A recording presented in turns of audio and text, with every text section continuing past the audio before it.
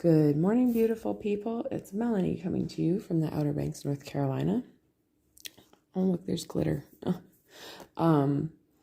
This is my mandala sketchbook that I created last year with my good friend Sophie, and we are going to be doing a simple mandala design. I already drew the circles here with my handy compass. This compass has seen some years. So yeah, let's get started. And the way I've been doing these simple designs is by starting out with the chisel tip, and it gives me limits, I guess. Like I could sit there with a fine tip and go real detailed and real tiny, but with the chisel tip, I have to like make a skeleton and then fill it in a little bit, and it helps to reel me in and put the limits on me. So we're gonna do some thinner petals to start out with. And I spin my book a lot, especially when I'm first getting started, because it helps me to stay even in the design that I'm creating. There's got to be a better way to position this camera, but I guess I'm going to figure it out as we go along.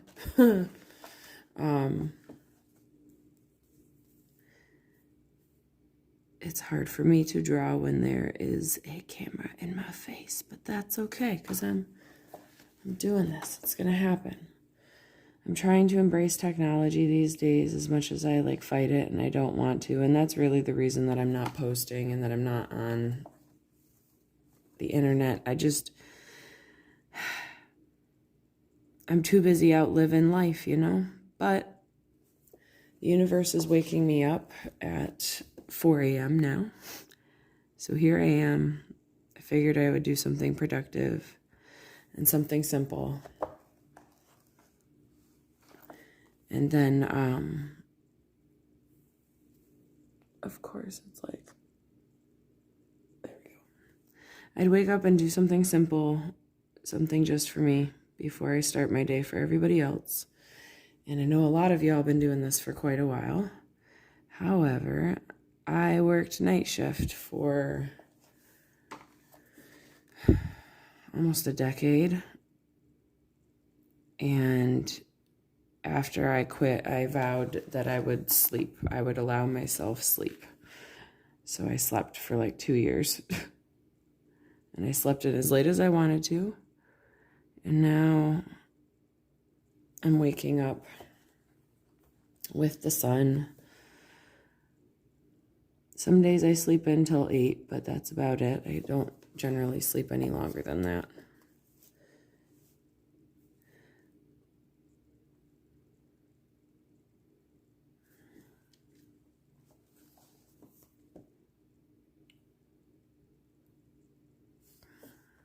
So we're putting in some happy little petals here. I used to watch Bob Ross when I was a little girl. I think at one of my babysitter's houses.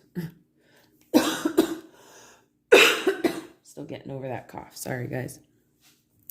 And I just loved how positive Bob always was. So here's the beginning of our design. And we're going to draw the next petals out from the ones that we've just created. And the way I placed those original ones was I found the center from the pinpoint of the compass. And then, that was like a mistake with the book, was that there was no center to work from on the circles. However, that also lets y'all expand your brain into different ideas and thoughts and patterns that you could use to stick in there, since you didn't have to work from the center. I think I'll be adding a center though.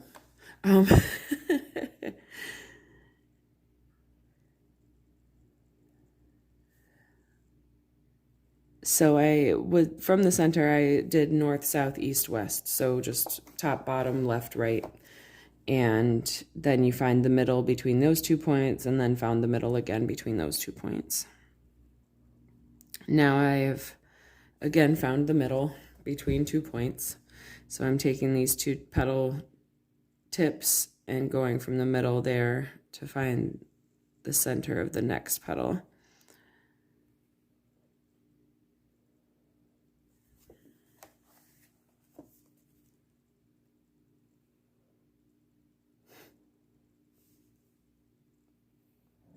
It already doesn't look very simple, does it? That's okay. It's still beautiful. Even when things are complicated, even when things are difficult in life, there's still beauty to be found and beauty to be observed and beauty to be had. So there's our next layer. I'm kind of enjoying this pulling out from these petals, I guess, but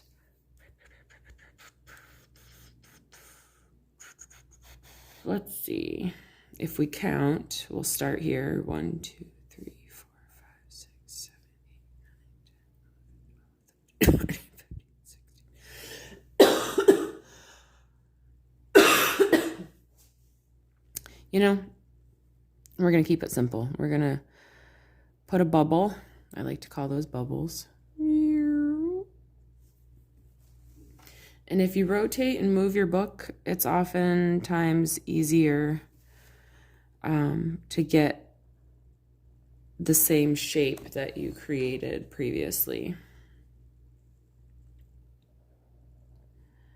If you try to move your hand around, you end up using different muscles. And then the petal shape becomes distorted, I guess, because, yeah. So wall mural painting is a little bit more difficult because you're unable to turn the page, and you do have to figure out how to create that muscle memory to make your petal shapes the same all the way around, even if you're upside down drawing them. But yeah. Twist or turning your book definitely helps. That one's a little wonky there. We tried. All right. So next we are going to pull another petal down like this. Find the center.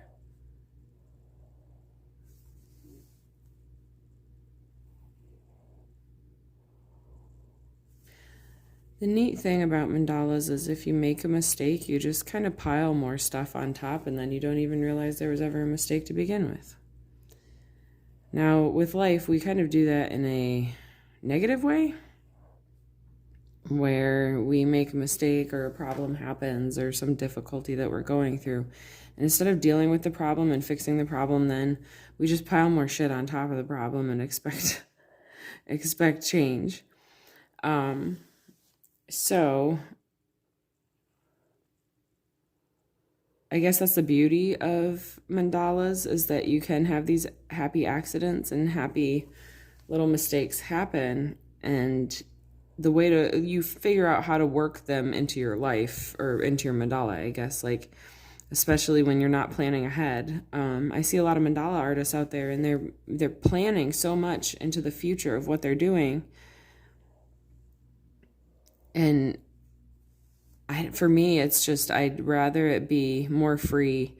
If a mistake happens, then that mistake was meant to be there, and it pushes you forward into a direction that you may not have gone had you not had that mistake. And that's one of the biggest things I preach about mistakes in the mandala world, is that like they take you on a new journey that wouldn't have happened had you not had that situation happen. And that's the exact same for our lives. Let's see. All right, so we're gonna put another thicker petal inside these guys. Normally I leave this detail work for the smaller tip pen. However, I wanted a bolder look in between these guys because we're going to do a layering effect around the outside with our last layer of petals.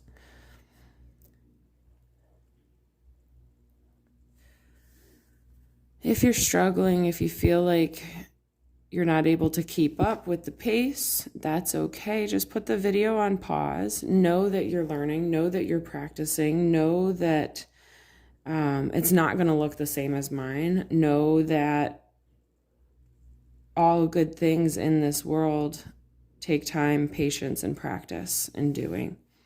Growing plants, time, patience, practice. Breathing in the air outside in nature, time, patience, and practice. Everything requires time, patience, and practice. So give yourself those beautiful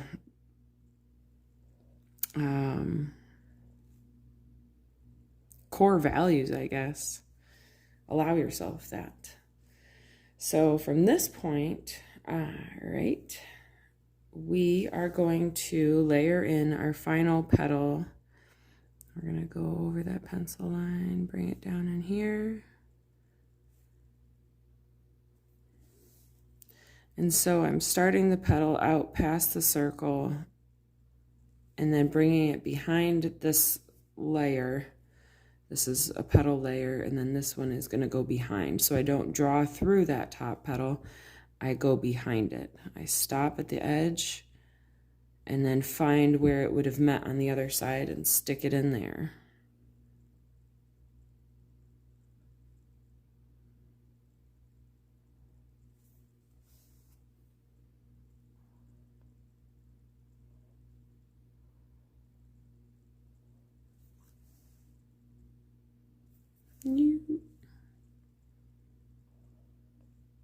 This technique will take your mandalas to a whole new level, and it gives them a third dimensional appearance, as if the shapes are coming off of the page.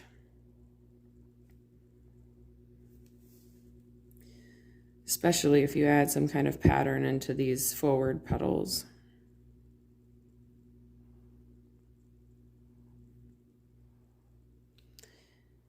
As you're going around the outside, you want to try and make it the same distance each time. And so this one only has a little bit of the tip coming. This one's got a little bit more popping out over that last circle. So I might try to reel it in just to make sure that my petals are all a little bit the same size. And referring back to the first one that you draw is always a good rule of thumb, because oftentimes our mind and imagination takes us along on a journey and we forget where we came from and where we started. And there's so many metaphors in life. And sometimes we need to be grounded back into like our base roots of where we began on this journey.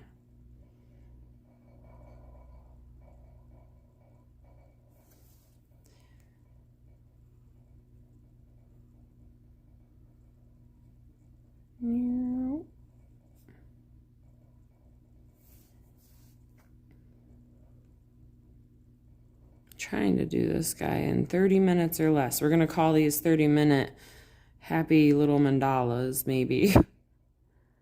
And you can design your mandala exactly the same as mine, or you can allow your imagination and creativity to take you on a journey that you've never experienced before. Allow the growth, allow the process, allow what wants to come through. So we're going to say goodbye. Goodbye, Mr. Chisel Pen. Excuse the cough. I'm still getting over this bronchitis stuff. So we're going to put away our chisel tip, and we are going to go to our size 1, I believe, for the center. So this is the 1 pen. 01. All right, and then I like to start in the middle and smooth out any edges where the chisel tip didn't hit exactly like I wanted it to. So sometimes there's like little fluffies, I guess, of pen mark. I don't know what to call it. And then as I'm working my way around by adding a little bit of detail design,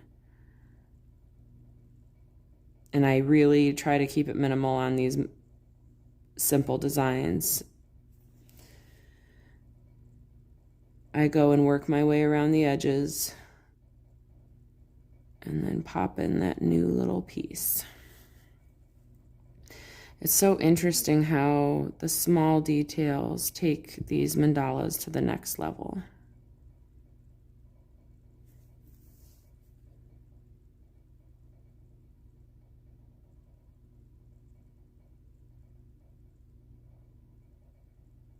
You don't have to clean up your edges. If you like the raw, fuzzy feeling, by all means, keep it raw. If you like only drawing lines once, by all means, only draw lines once. That's the best part of mandalas, is they will look beautiful no matter what you choose to do on your journey.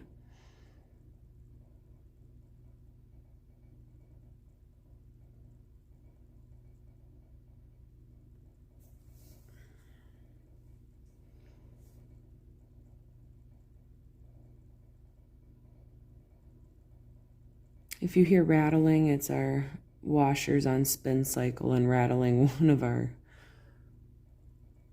chandelier things, I guess. No earthquakes here that I reckon. You try not to get lost in the perfection part of it. Like if you're really struggling to clean up a line and it's giving you all sorts of trouble, don't freak out and color stuff in either. That's like a big rule of mine, especially with the kiddos. They freak out and they're like, I'm just going to color it in. I'm just going to color it in. And by then they've just colored everything in. Don't get so caught up in the perfectionism of it. But if it feels good to clean it up, clean it up. And if it's not working, come back to it at a different time. Don't keep trying, or go to a smaller pen size as well. Don't keep trying, because eventually it's gonna get worse. Kind of like a pimple. If you try to pop a pimple too many times, it ends up like blowing up on your face. But if you just like let it breathe and come back to it in a little bit, you would have been just fine. Same idea. There's so many analogies with mandalas to life. So many. We're at 17 minutes, guys. So I watched a Bob Ross documentary, which was like crazy interesting and super cool that Netflix put out like Bob's family's journey of his legacy. And this looks actually really nice and very simple without doing too much more to it. However, we are going to keep going.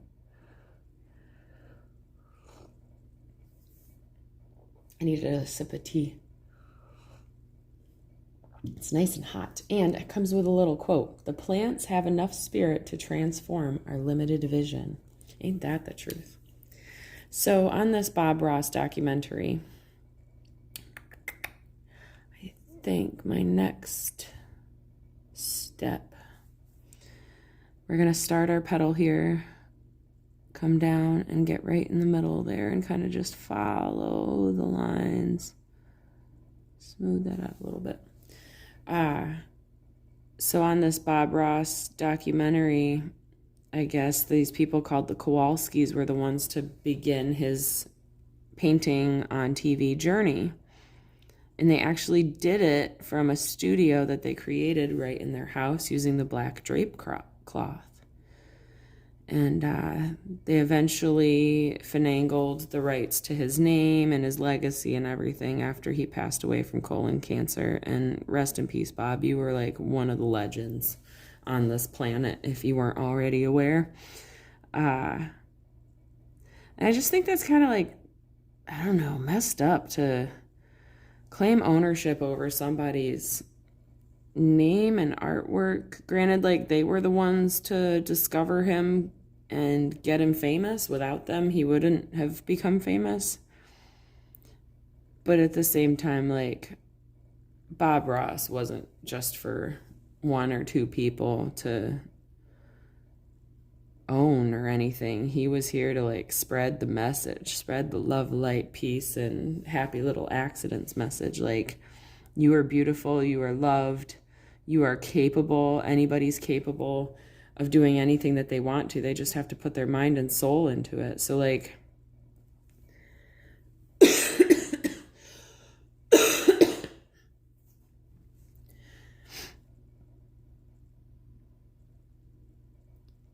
I guess I don't fit in or feel into the ownership stuff of anything. Even like, do we really own anything on this planet? Because in like 30 seconds, Mama Gaia can take it away.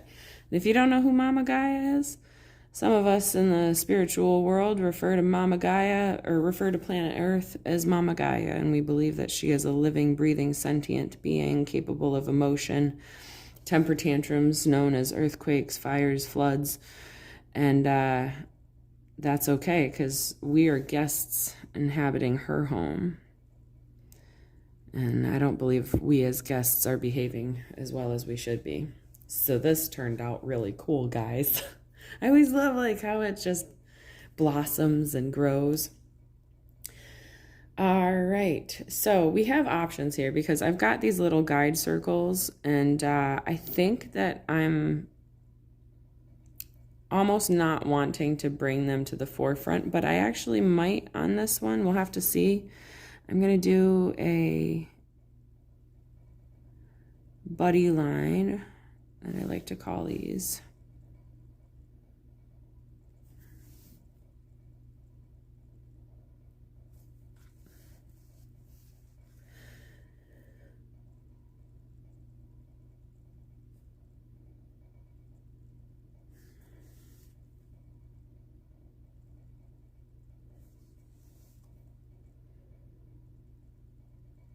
Oh, something you guys might not have known that I learned from the Bob Ross documentary.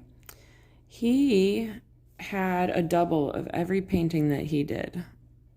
So he would create the painting, not on camera, and then he would recreate the painting in 30 minutes using the wet on wet oil technique. So every painting of his, there are 2 of. And he has like 20,000 paintings. The dedication of that man, it's just mind-blowing. I really like how this is turning out. I don't think I'm going to bring eye focus to these guidelines. I'm going to allow them to be photocopied out in the process of editing and putting into the coloring workbook. So we talked about adding a pattern in this area here. So we got to do that real quick because we've only got 22 minutes left to go. So we're just going to do simple little lines, but you'll see how they really change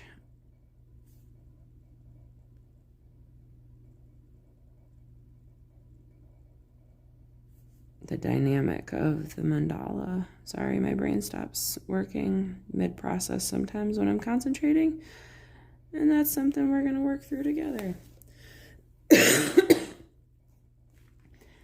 So as some of you know, I had COVID in July.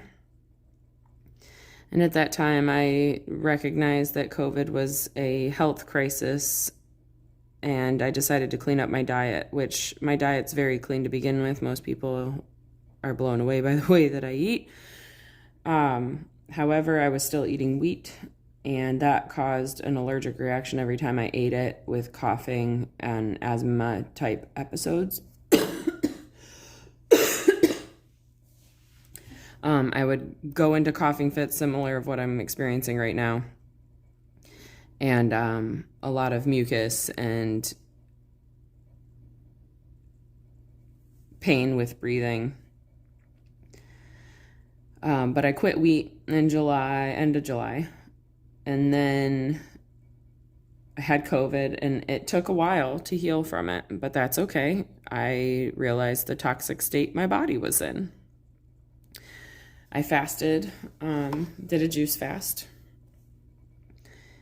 and got on the right track, and had one time that I ate wheat, and it was, morsels.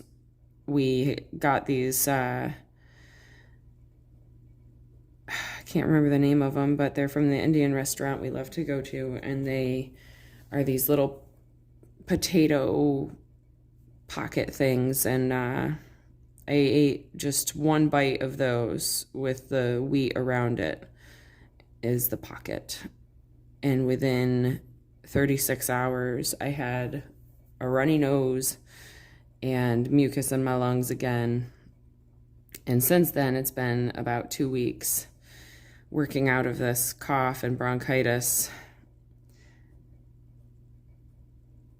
I don't reckon I will touch wheat again for a long time, ever. I'm officially sold that I don't need to be on it, and accepting my healing journey for what it is. The process of detoxing is long and painful. I experienced a lot of detox when we switched to a plant-based diet, because you eat stuff and junk for your entire life and you're not going to get better right away. Most of the symptoms I had then and that I'm having now are symptoms of illness and pain areas that I've dealt with for most of my life.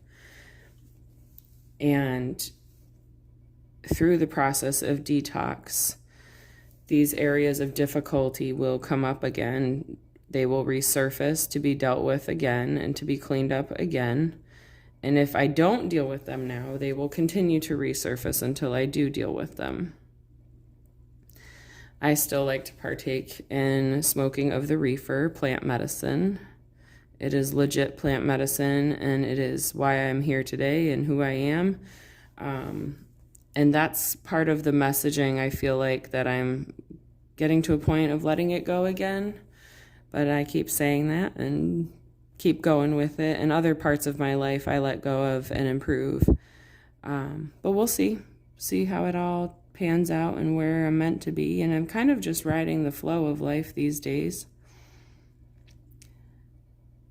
Painting and mandalaing have almost taken a back seat to the chaos of life, of getting kids to school and cleaning and being that mom and being that caretaker. But now the seasons are winding down and I feel my creativity sparking again, because it's hard to find the time when you're putting out so much other energy into other places. And for me lately, it's been surfing. It's been so much surfing and nature and just being present in the moment and not wanting to do anymore. Like, I don't want to do things all the time. I just want to be present and enjoy my time and enjoy my space,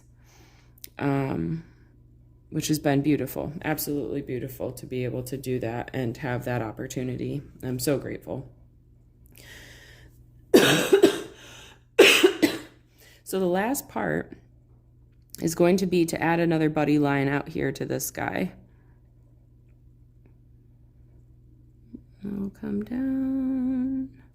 The contrast of thin versus wider lines also adds to the hypnotic effect that some people witness after the mandalas are completed. So that's a pro tip there, is changing your line sizes.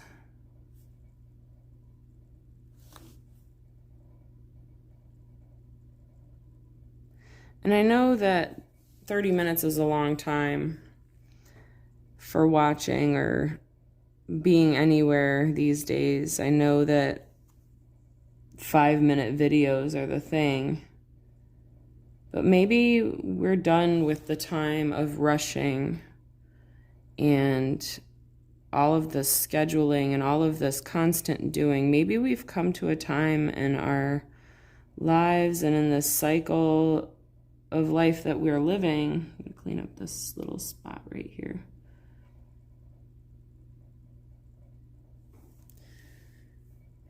That we just need to take a little bit of time and take that time for ourselves to just do us, you know? And it's okay to spend 30 minutes on you. It's okay to take that time to find yourself again throughout our day, because we live busy, crazy, chaotic, worldly lives. And I feel like we're meant for so much more than that.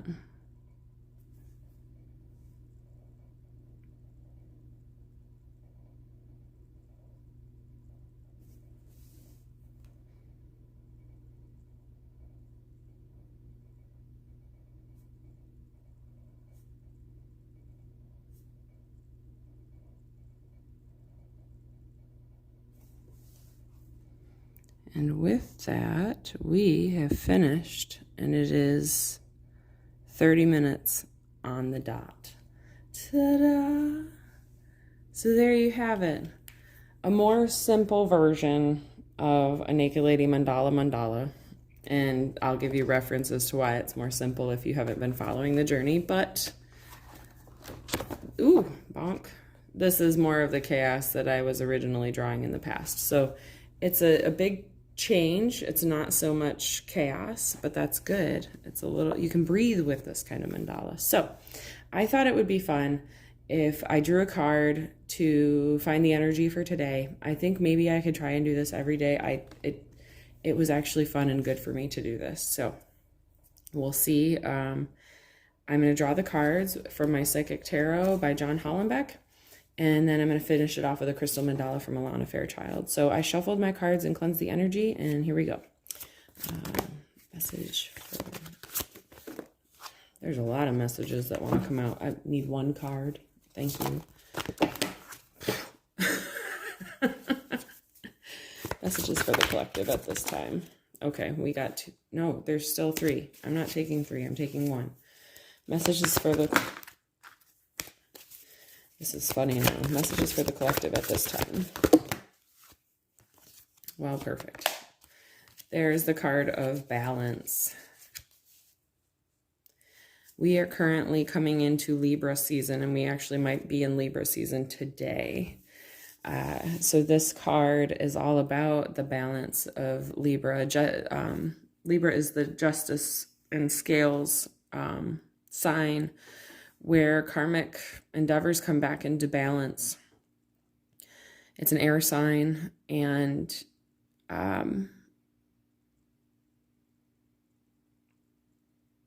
it's helping to bring back the balance in so many things, whether it be the seasons, whether it be our lives, whether it be the things that we have done and accomplished.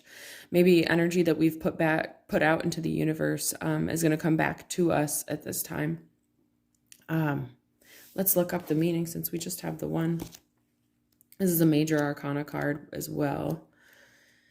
And yeah, is representative of the Justice card. This card represents the need for balance and harmony with your inner life, as well as with what's surrounding you in the physical world. This denotes that some lifestyle adjustments are required at this time. It could be associated with love, relationships, business, or even your career. The balance card is also being shown to you to make you realize that what you perceive to be happening around you is really an externalization of an inner process or conflict that you may be currently experiencing. I talked about this yesterday in a video I posted on YouTube. And I do post on YouTube. I post lovely how-to videos of random life experiences. What you're experiencing in your inner reality is what something just happened. What you're experiencing in your inner reality is going to be expressed in your exterior reality. So if you are going through a lot of negativity inside, a lot of self-hate, self-loathing, bad self-talk, if you're really negative, and you're going to then see that everywhere else in your exterior reality. So cleaning up our insides first is going to then change what we see on the outside. And that happens with everything in life. So really doing that focus on your self-work and your inner care, and watching the reflection happen in your exterior reality. When determining something, there must be a state of balance emotionally, mentally, physically, and spiritually, so that you can make rational decisions and logical judgments. This is a time to be honest and caring and responsible for the choices that you've made, as well as the ones that will be made in the future. So there you have it. And we'll go from the Crystal Mandala Oracle deck, because it's mandalas, and that just makes sense. Message for the collective at this time. The Untamed. Goddess Freya and Amber. And I'll just read the first part of this card. But the Untamed talks about not being tamed, not being controlled, and living from your free, sovereign self. This is card number 48. Sometimes those numbers have meanings for certain folks. We bring you the empowerment of the untamed. To be untamed is to be true to oneself without condition. It is freedom, but it is not always easy. There are many belief systems, some of which are considered to be essential and beyond question to mainstream human society, which would mark an untamed spirit as a dangerous and suspicious creature. How ironic that this is the card. Even though the untamed spirit serves unconditional love, yet to be untamed is the only way to discover who you are and live your divine destiny.